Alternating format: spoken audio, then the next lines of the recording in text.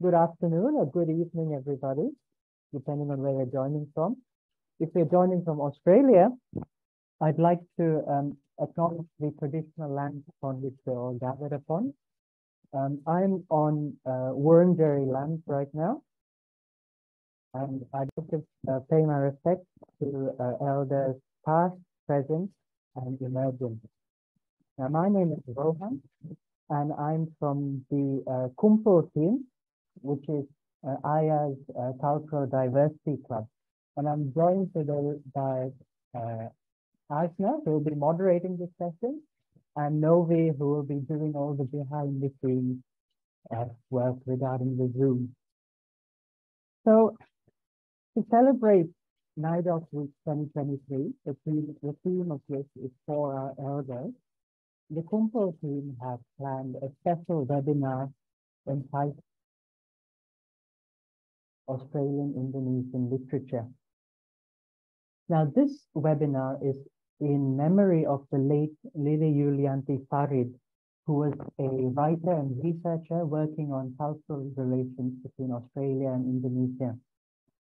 Lily Yulianti Farid was the co-founder of Rumata Artspace and the director of the Makassar International Writers Festival in Indonesia. And in Australia, she was active in the research between links. So she was researching the links between the Makassan people and the northeast of Australian regional people, particularly the Yeoman state.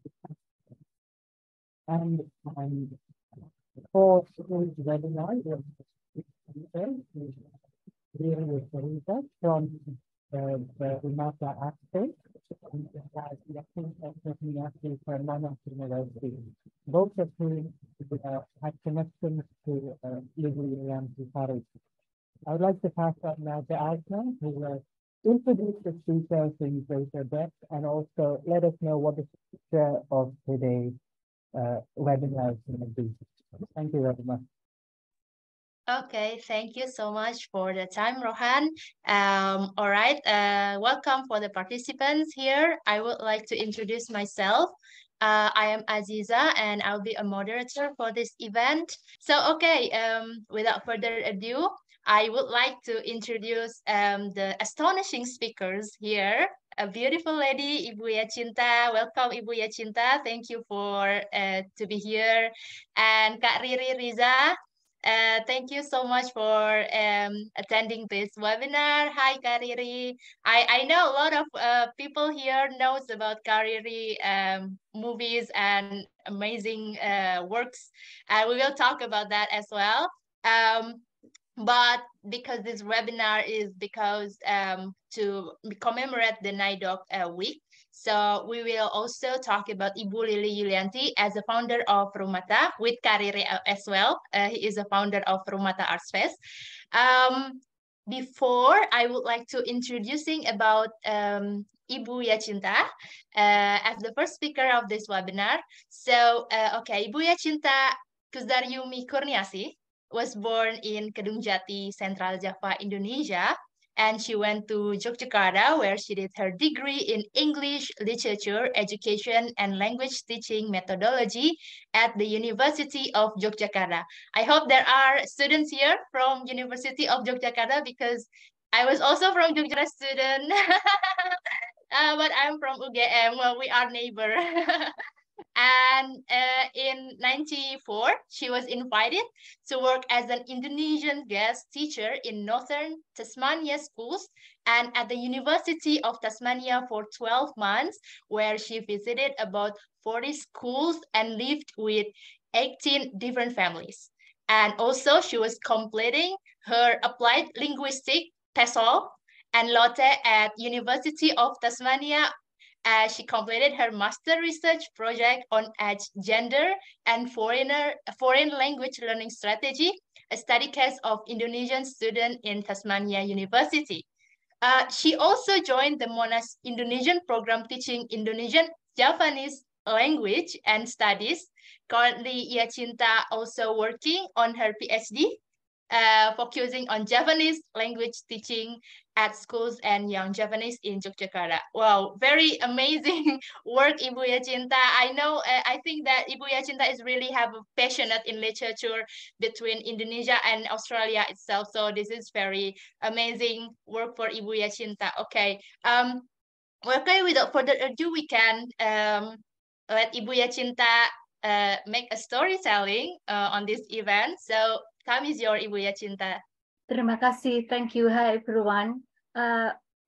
Warm greeting from Seoul in South Korea. A little bit of TMI, okay? Cerita sedikit personal. So I'm on annual leave.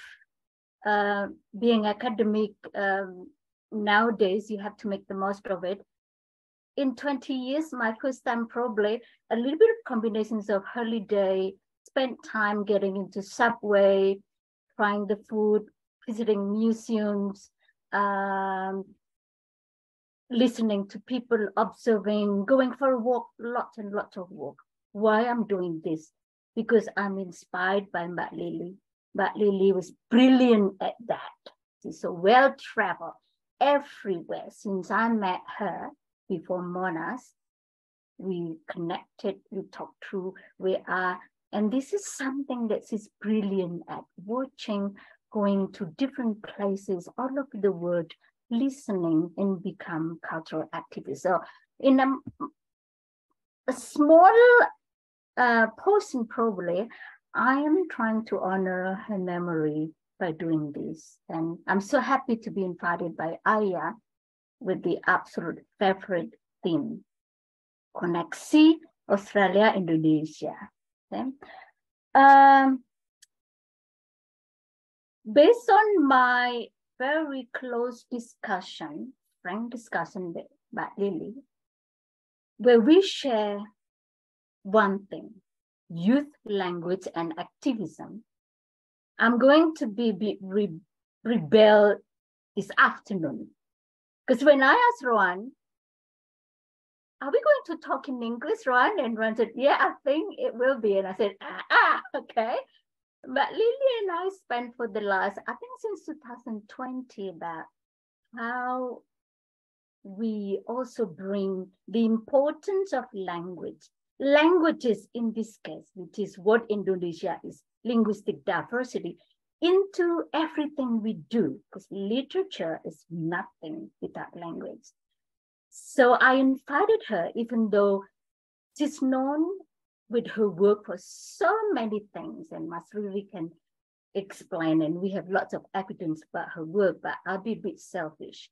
In my talk, I'll be talking about her support of my work, which is language educator, and my focus is youth of Australia and the future. It's in my critical mind, we can do a lot more, yeah? So I invited her to be a part of our debate and discussions in my Indonesian classes.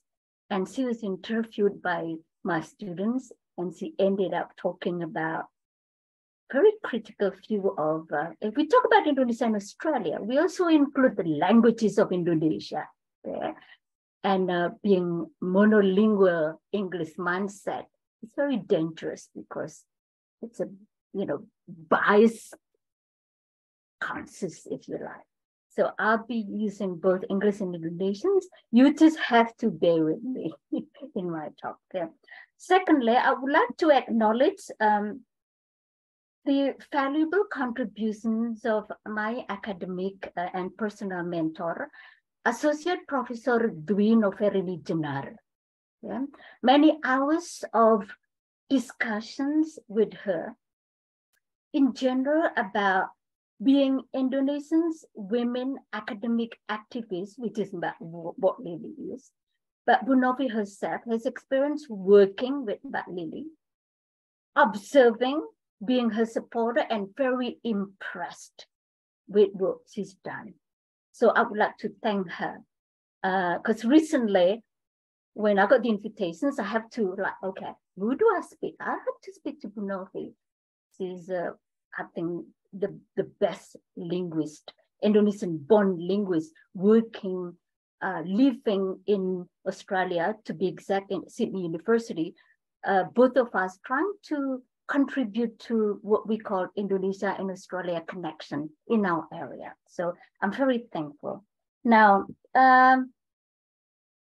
so based on my discussion with her and watching all Mbak Lily's work, which connected to me to the work of Mas Riri, Mbak Intan Paramadita, Mas Aan, my favorite poet. Hello, Mas Aan from Makassar.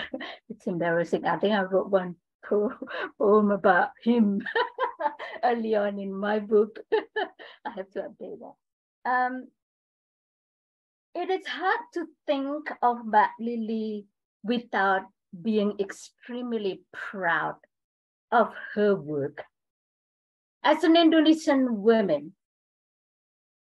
working as a researcher, writer, educator, cultural activist in Melbourne, Australia.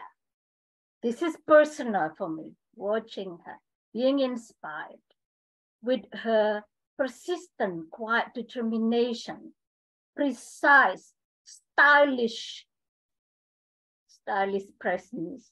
My colleague, Professor Lynette Russell at Monash University, and the rest were amazed by her stylish presence. And behind the scene, her work as a founder, champion of women and youth, women like me from Indonesia, not only working, bringing Makassar, Indonesia here, but also in international states. I don't know, proud is not the word. Yeah? So I would like us to remember, this is personal, political, but it left me a lot of inspirations and questions about her work. I read, I reread, and I feel like I can do something. I will do something. Yeah. Now, so as a member of Indonesian diaspora, in my opinion, Mbak Lily is probably the best, the most valuable, the most effective dot connector. Yeah. If you guys from AIYA don't know what I'm talking about, listen to Mas Riri. Go and check out the website. All the work in Makassar. Yeah. But Lily to me means, I don't mean to undermine what literature figure is, but this leadership. Yeah. So in that, she had all the quality that we all admire. Yeah. So the leadership in everything, as a researcher, as a mother, as a wife, as a mentor, as a founder, coordinator. Yeah? We call each other in our greeting and our ending in WhatsApp is Mbakku sayang. I did ask her, because as a Japanese, I'm very sensitive about this. I forgot to ask Mas Riri if it's okay for me to address him with Mas. So I did ask her, Mbak Lily, can I address you as Mbak Lily? It's okay. So we call Mbak each other. But it means a lot. We living here with our dreams, challenges, with the multi functions we are, to be connected in a cultural level, if you like. Yeah. So that's a personal background, if you like. So her impact in general is humongous, big. I think you cannot count that. Yeah? Now, what does that mean to me if I go back to Mbak Lily as a leader, as a leadership? In my area, as an academic, sometimes you have to answer the questions from Australian public, young people, media, your other colleagues, is this. She is the representative of the power, the effort outside Java and Bali. And it's very important to note, to remember, to include that in our discussion, in our debate, in our work. It teaches a lot of things about what it means Indonesia as in diversity, geography, cultural, linguistic awareness, sensitivity. Yeah. And she worked with quiet determinations, ya, tanpa hura-hura, bla bla bla. Dan itu sudah dibuktikan oleh kolega-kolega senior di Universitas Monash dan di mana-mana ketika mereka bersaksi dan bekerja dengan Mbak Lily. Kadang-kadang ada situasi, there are so many situations where she can only do that because of her background, born in Makassar.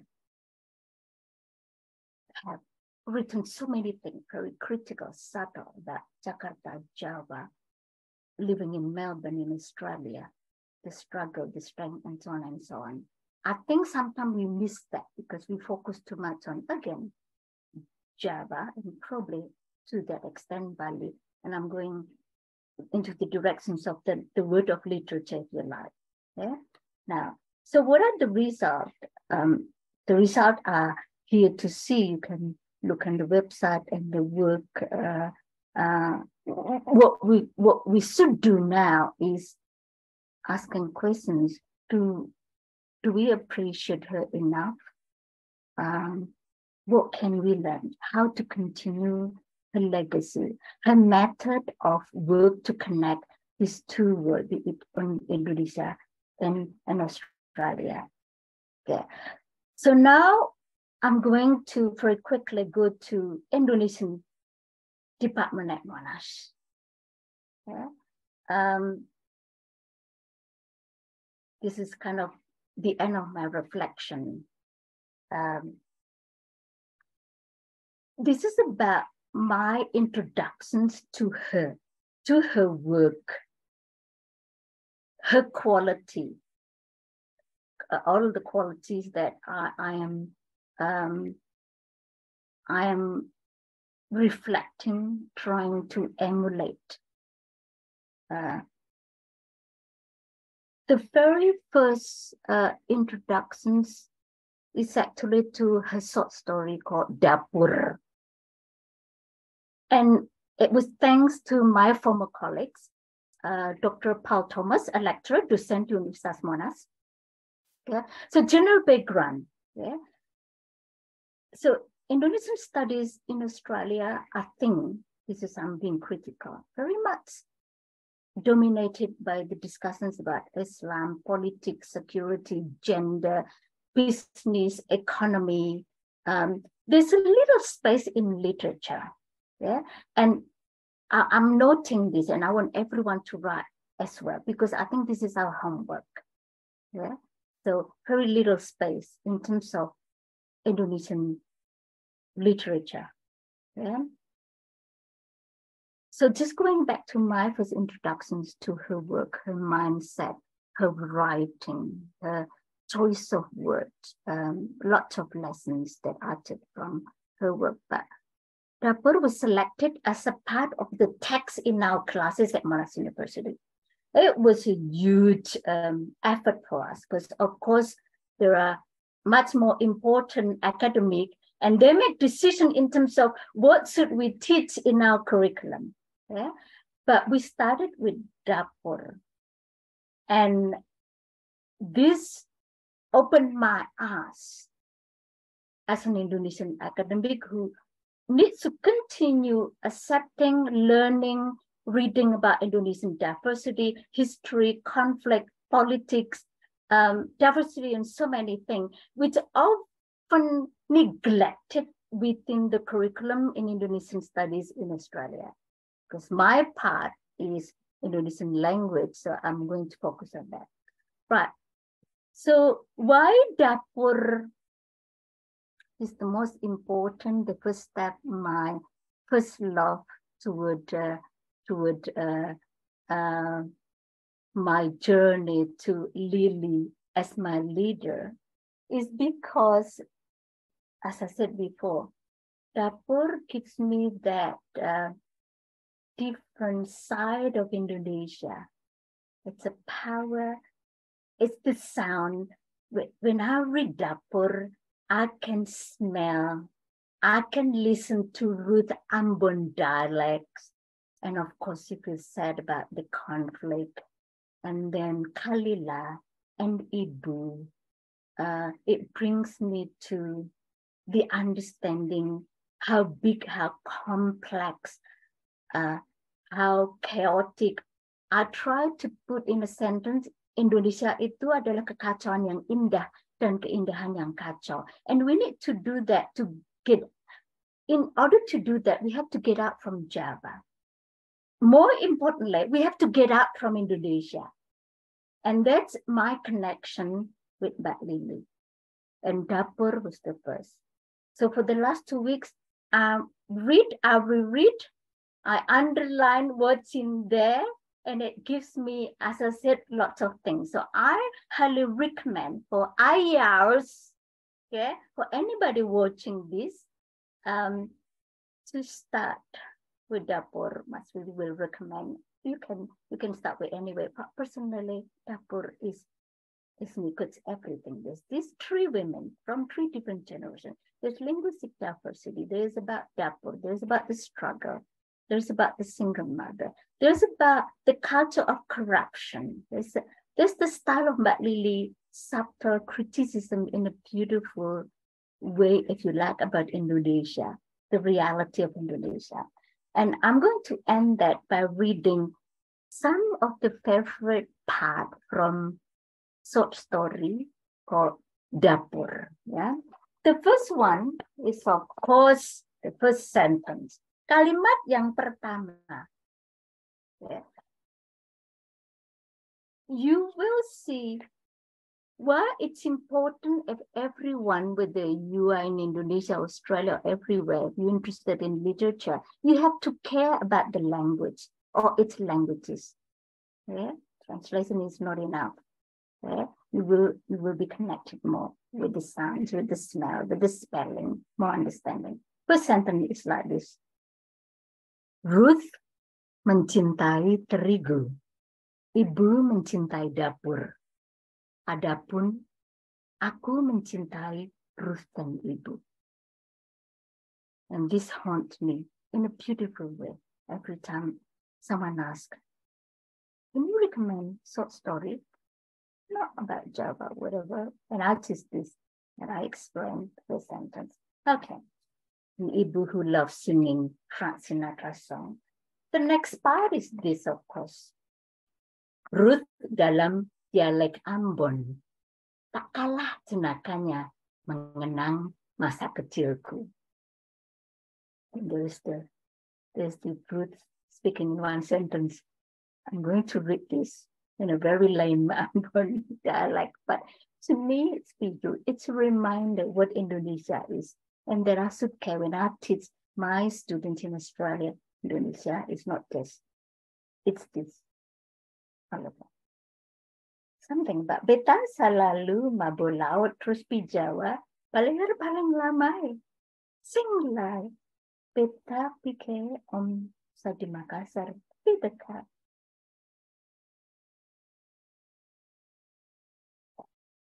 What brings me lots of questions is another part in this short story. Apakah ada salju di Pulau Jawa? It's about Ruth dream di Jawa. Yeah? About imaginations. Another sentence which makes me want to research, to do more, to find information so that I can actually be a better educator, to give better answer to my students and my other colleagues at Monash University and in general. Ruth yang ikut pamannya ke Makassar akhirnya menemukan bentuk pengabdian yang sederhana, menjadi pengasuh bagiku selamanya. Ia bertemu ibu di sebuah rumah sakit bersalin, bekerja di bagian nutrisi dan dapur rumah sakit. And then it goes on about the beautiful relationship between Kalila and Ruth.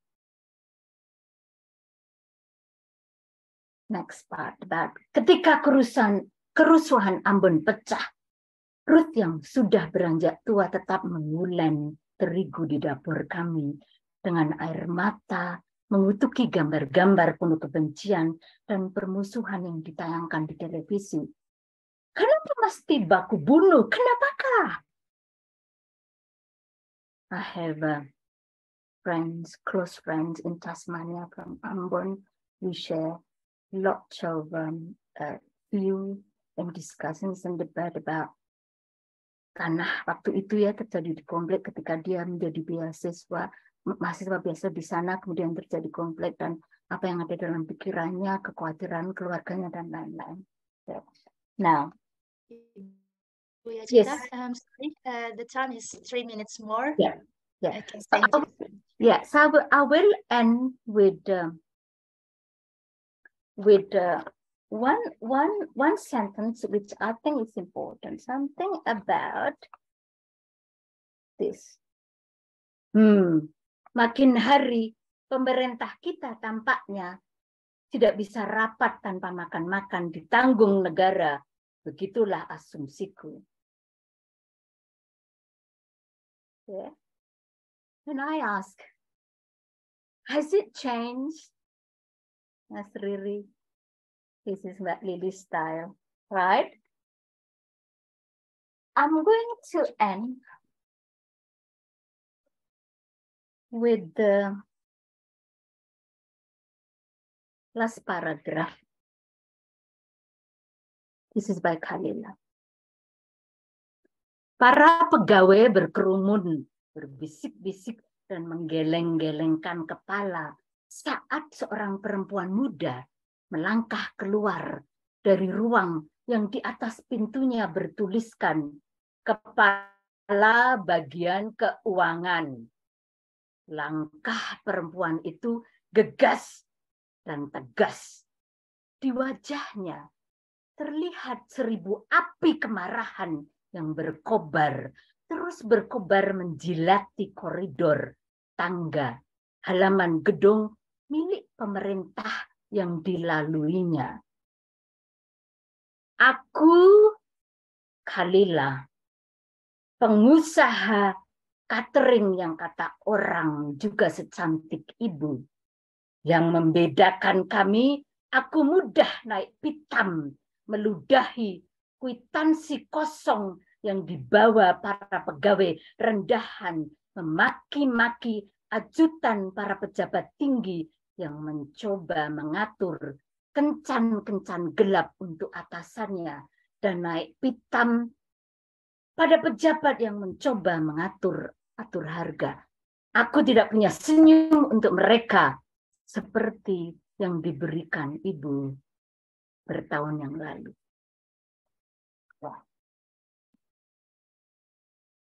What is the summary? First, Mbak Lily, as a leadership, humongous in everything she does. Yeah? Not just building connection between Indonesia and Australia, champion of youth and women, rural area, encouraging everyone, young people to be a writer. Not Australia, mind you. I think her legacy is beyond Indonesia and Australia. Yeah. Second, for me, I'll be very selfish, is the kind of leadership I aspire. Leaving the country, being a mother, we both raised son, feminist son, and continue to want to contribute between Australia and Indonesia. The last one, this is our job, everyone. AIYA, dear young people, my heroes, yeah? Let's ask question. What can we do to continue the legacy? I'm not worried about the work of Mas Riri, Mbak Intan, Mas Aan, all my favorite people in Makassar in Indonesia will continue because they have what Mbak Lily said. I have to be honest, and thanks to AIYA, we started bringing this again in Australia.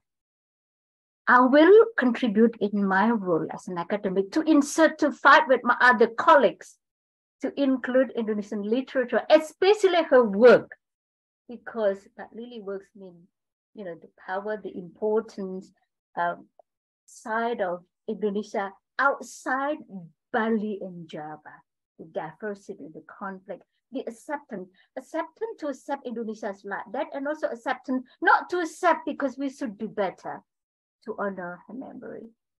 Terima kasih, saya sudahi dongeng saya. Thank you so much, Ibu Yacinta. Wow, what a beautiful poems, and it's so bold with Indonesian culture and heritage. I really enjoy it, and I hope also our Australian friends here also enjoy that as well, despite they don't understand about Indonesian language. But I hope that Australian friends also enjoy that. Also, after the storytelling, beautiful storytelling from Ibu Yacinta, now we have expanded our understanding about Ibu Lily Yulianti, how her dedication to the Indonesian literature, particularly enhancing in East Indonesian, what is that part? And anyone who want to ask or discuss, please chat your thoughts in the chat box right now. And in the end, we have a Q&A session. And now, to know more about Ibu Lily Yulianti dedication, and especially how strong actually regarding Indonesia and Australia diplomacy in literature because of Ibu Lily Yulianti. So let's move on to the second speaker, Kak Riri Riza here.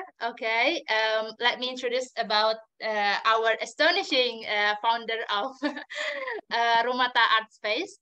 Kak Riri Riza was born on 7 October and in Makassar, Indonesia. And right now he is a director and a writer and also a producer and also a founder as well for Rumata Artspace with Ibu Lily Yulianti.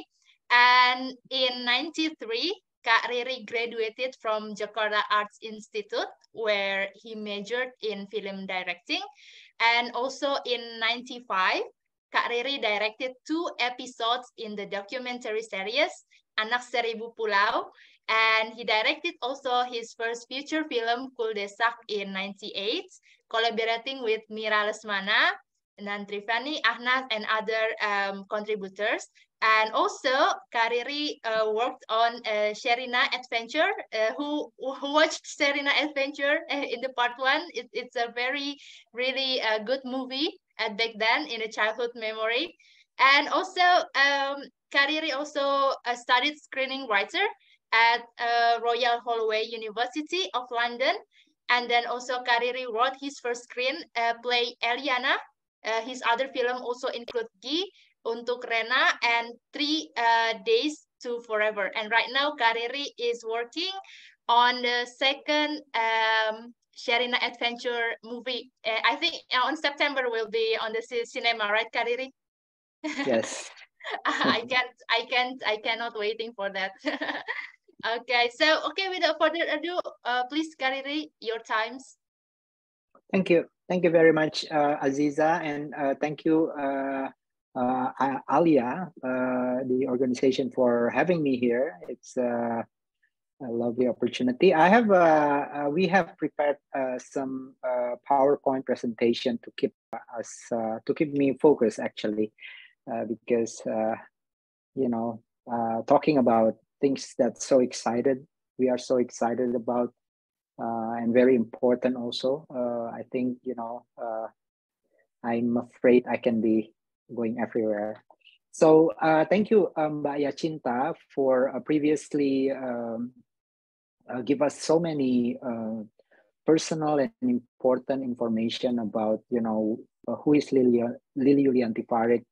I mean, us in Makassar, we many young people who loves her, always call her Kak Lily. Yeah. So, and of course, that is something that we are sort of reflect what Mbak Yacinta already told us before. Is I think the most important thing is to give you like a sort of a background. Maybe the Indonesian youth here knows, you know, sort of the dichotomy between the central of Jakarta, Java, the big cities in Java, Bali, and, you know, the other parts, especially the east. And if you understand that, or if you sort of know that, you will understand how big the achievement of the initiative, the activism of Lily Yulianti Farid are. I think that is the most important part of the Mbak Yacinta's presentation before. So let me go to my, can we start with my presentation, please, with the slide? So yeah, we both already introduced before, and I'm sure most of you know the biography of Lily, and sorry, I mentioned before what I did, what I'm doing as a filmmaker. So how I met Lily, you know, it was in 2008. Lily with some of the writers from Makassar presenting in a very interesting event called penulis sastra dari Indonesia Timur, or sastra dari Sulawesi Selatan, sastra literature from South Sulawesi, in Taman Ismail Marzuki, which is the art center of Jakarta. And it was set in one of the, you know, sort of oversized gallery. We call it Gallery Cipta 3, which is, you know, the Gallery Cipta, one of the gallery in the art center, which is humongous. And I think there's only about 25 seats, and, you know, like a one panel for 5 people there. And one of the panel, the speaker, the presenter, is actually Lily Yulianti Farid. And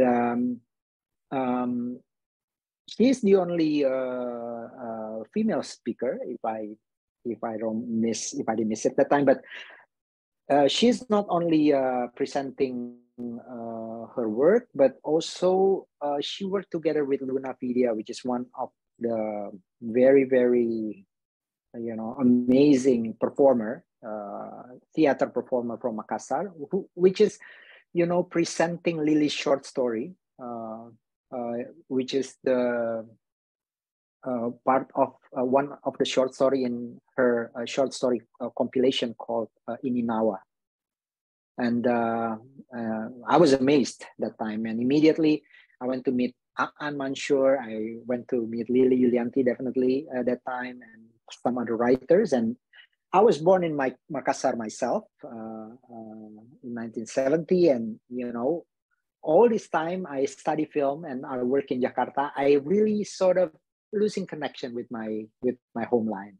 So that night was very special because I met Lily and I was so inspired. And the rest are history, because I told Lily that, you know, Lily, I have this house in Makassar which is actually never really, you know, used, you know, basically, you know. And I just came back from London like few years before, and I said in London, I saw lots of art center, which is not like Taman Ismail Marzuki with the big galleries and everything, you know, very small, very independent. And, you know, maybe we can discuss something to work together to create this kind of environment or space in Makassar, you know. And after that we talked, not maybe in a couple of years, we already have the Rumata Artspace together. We collaborate, Lily with her social capital, amazing network and connection. We met some people, and we got some fun already, and we started Rumata Artspace. Lily Yulianti Farid already had the idea of a Makassar International Writers Festival from you know, the time we started Rumata Artspace. Next slide. And amazingly, I think this is a festival that you know, started very modestly in the year 2011. So only like 2 years after we met and we started to build Rumata Artspace.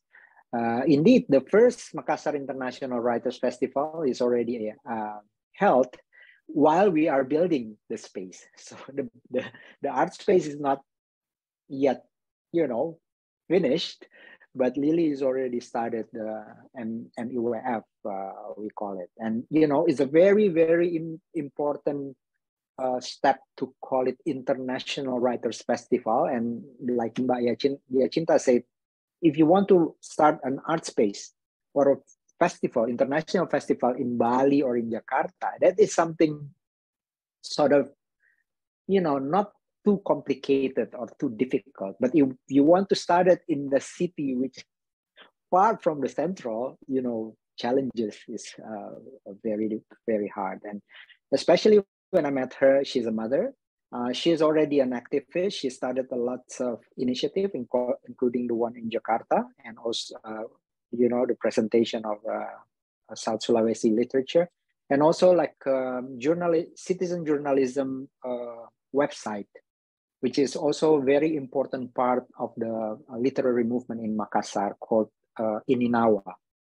That is like a very critical group of young writers who, you know, create like a website, citizen journalism. Next slide. So very clear vision. That is one thing about Lily, and also not static vision. So the vision is always moving, and this is something that I think everyone who wanted to start like good, impactful, you know, initiative, we should have a very clear vision, you know. And her vision is actually very big, I think, because he wanted to make an international event that is introducing writers from the eastern part of Indonesia. Yeah, not only Indonesian writers, but specifically. And with a big dream to become a literary icon and cultural bridge connecting the regional Indonesian, East Indonesian, South Sulawesi community to the literature world worldwide. Next. And I think one thing is also very important about that is only a year after only on the second edition of the festival, Lily already initiated what we call the Emerging Writers program, which is she appointed some friends, curators, co-curators of the festival, and started to look 6 months prior to the festival, started to look for information about the new writers from the eastern part of Indonesia, and they will give them sort of fellowship to attend the festival in Makassar during the event. So this is the tradition that I think part of what I think you know, sort of like a festival that connect the accomplished writers with the up and coming writers in a festival in Makassar. Every year, Lily will stand on stage on the opening night and the closing night for, you know, almost like a 15 to 20 minutes of speech, which is, you know, she break down the theme of the festival, the mission of the festival, and also introducing the program to most of the crowd, you know. Next slide.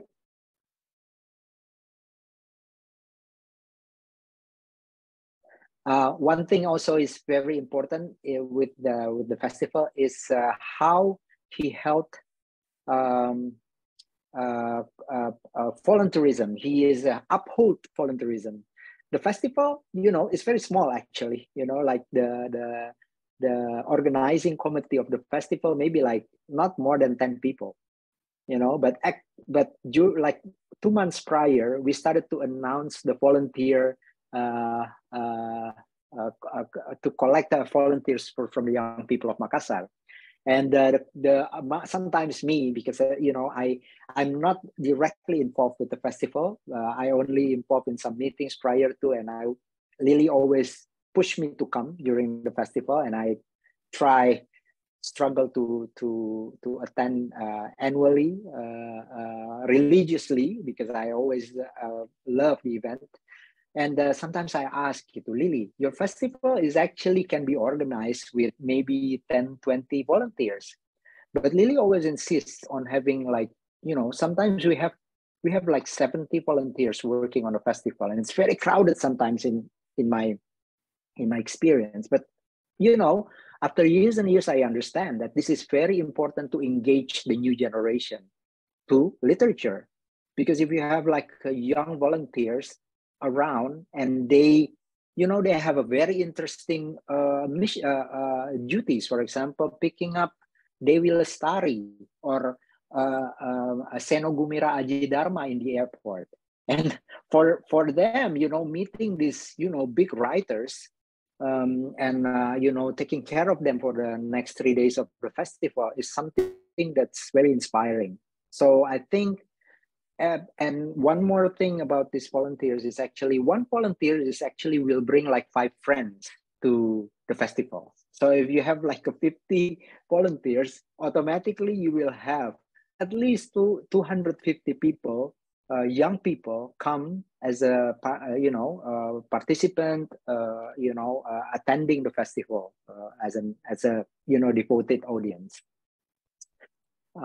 Next.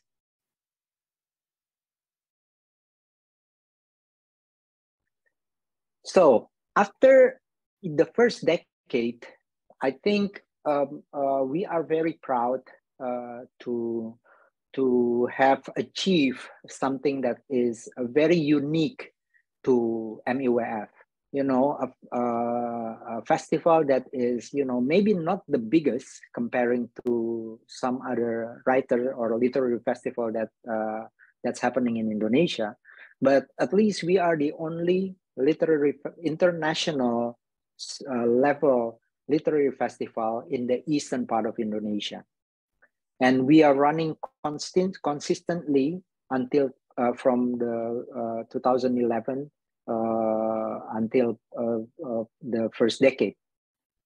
And this is the sustainability of events such this in Indonesia is a huge achievement, because in Indonesia, as you know, especially with the principle that we have, we are anti-corruption film festival, writers festival, because we are, everything is very transparent, and Lily managed to make the festival very humble and simple, and not very flashy and luxurious. Most of the guests come with their own connection, and they look for their own sponsorship to come to Makassar, and they're having a good time, basically. And some of our guests came from Jakarta, from different cities of Indonesia, is actually very devoted guests of the MIWF.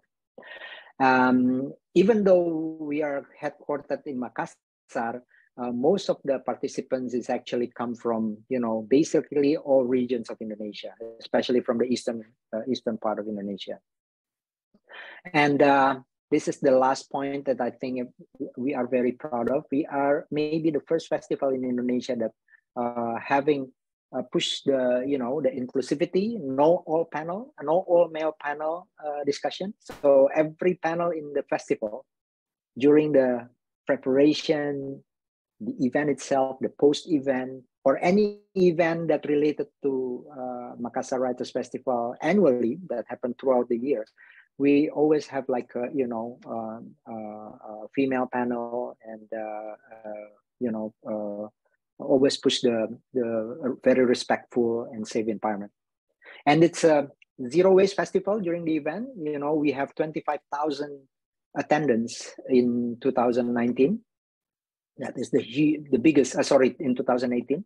And seeing that, Lily started to initiate like a principle of zero waste and low carbon festival, which is the last one in year 2022, when she is still with us, become very successful. There's a report about the climate compensation, climate offset of the festival in our website. If you go to our website, you will see a link that explains how we compensate the carbon waste festival. So we work together with a community to count the carbon spending, and we work together with another organization to pay it with mangrove planting in South Sulawesi. So it's, you know, it's amazing, sustainable, full cycle event. Next slide. This is, you know, sort of how beautiful the event is. Every event is actually free, and every night from Thursday, Friday, Saturday, and Sunday, we have like cross-media event. So Makassar International Writers Festival is not only literary festival, but it becomes festival of ideas, festival of arts in a way, because we have program related to film, music, performing arts. We have, you know, a cup of poetry, we call it, which is the big picture here. Is actually every afternoon we work with, you know, like because Makassar is very famous with coffee. We serve coffee and we talk about where the coffee is from, while the festival guest is actually reading poetry, while we are the attendees is having a very nice cup of coffee. So this is the kind of festival that actually Lily have, and every night we have very popular performers.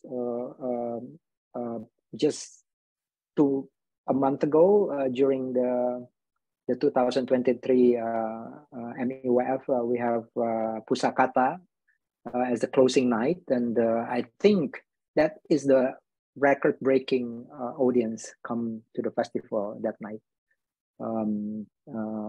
And I should say that after her departure, if she see this from up there, I mean, she'll be very proud that all these young people is very devotedly for the last 3 days to attend all the events and also every night of the festival. Next slide.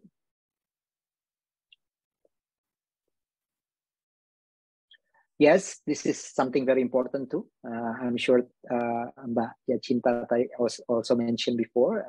The festival is, you know, sometimes we are amazed, you know, the Australian Consulate, the British Council, Japan Foundation, most of the international organizations related to culture, literature, and now environment is actually work together with MIWF.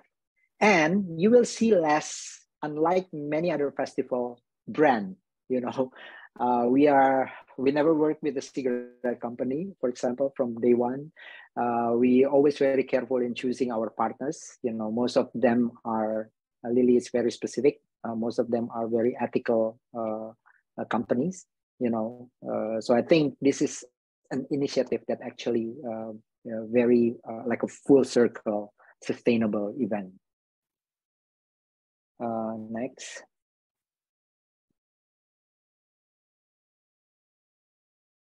Oh, that's our last. But I think I want to have a little conclusion.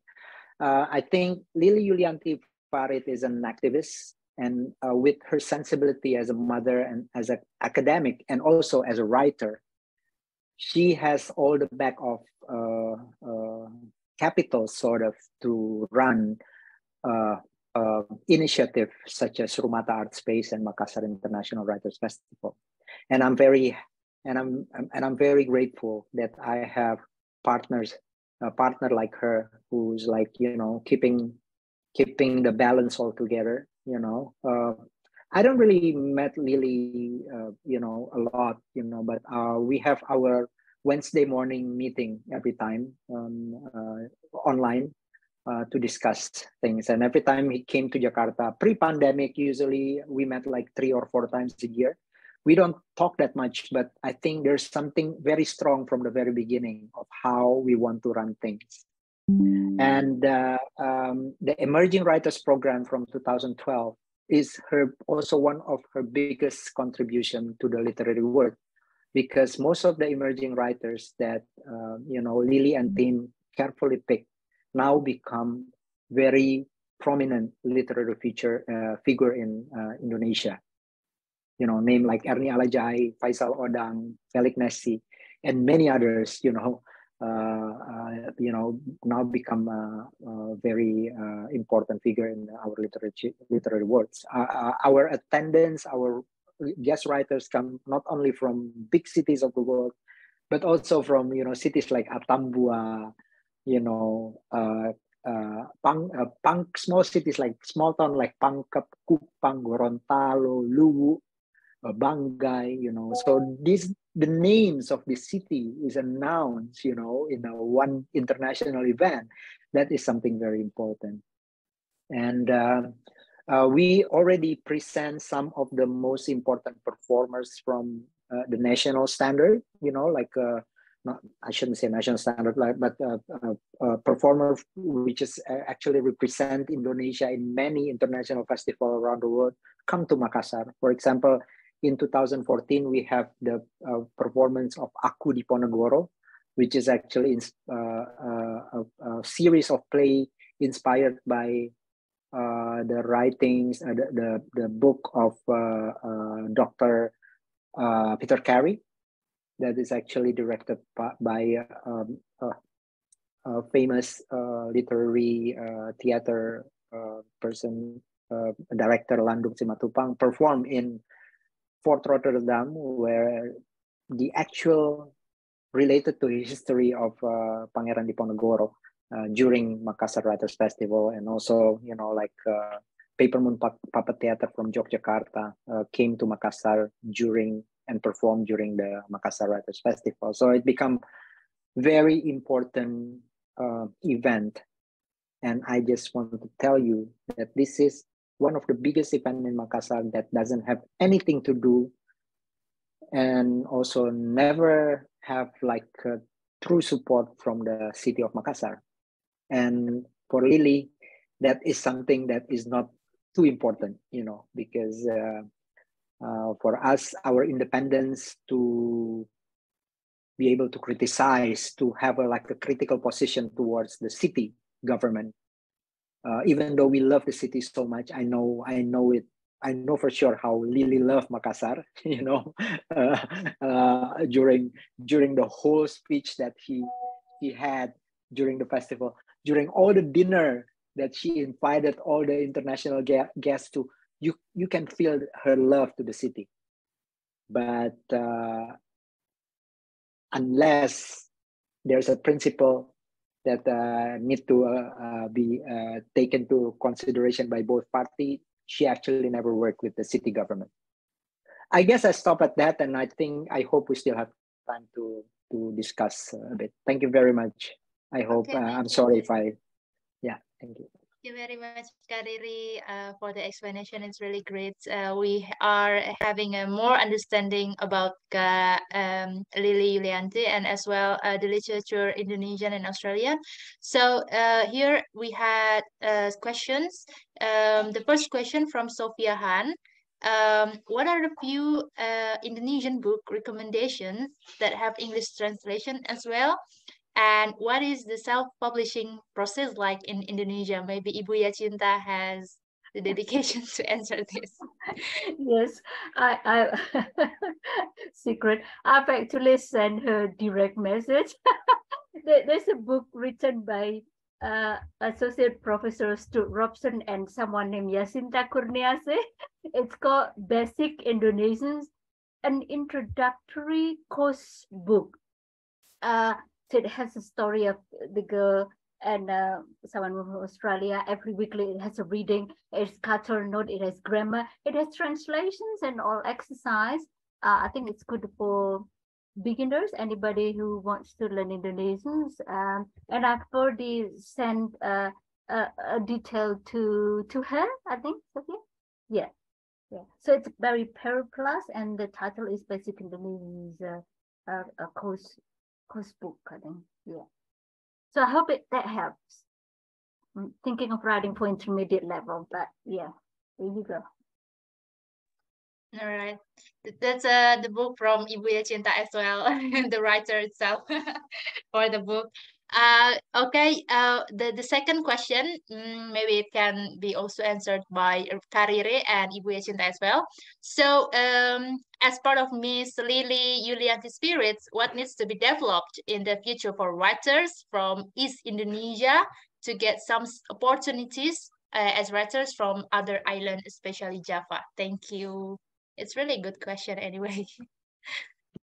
Oh yeah, I think I answer this first. I think we all should be very proud of who we are, and we should keep ourselves in a very critical position every time about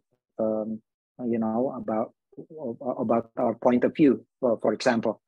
And I think reading a good example of previous East Indonesian writers, which is partially we should thank Lily and Makassar Writers Festival for this, is a good way to learn. I think if you read, for example, at number one, I think I recommended you all to